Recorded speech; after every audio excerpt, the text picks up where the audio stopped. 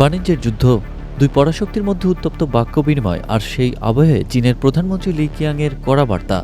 শান্তি থাকলে দুই পক্ষই হব লাভবান, কিন্তু যুদ্ধ হলে উভয়ের পরাজয় অনিবার্য।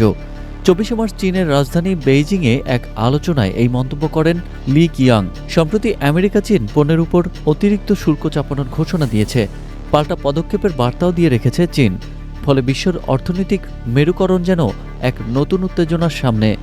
লি কিয়াং স্পষ্টই জানিয়েছেন, ওয়াশিংটন ও বেইজিংয়ের সম্পর্ক এখন এক গুরুত্বপূর্ণ সন্ধিক্ষণে।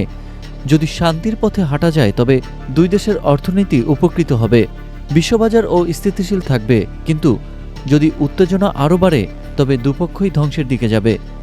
চীনা প্রধানমন্ত্রীর বক্তব্য সংঘাত নয়, সংলাপই একমাত্র তার পথ।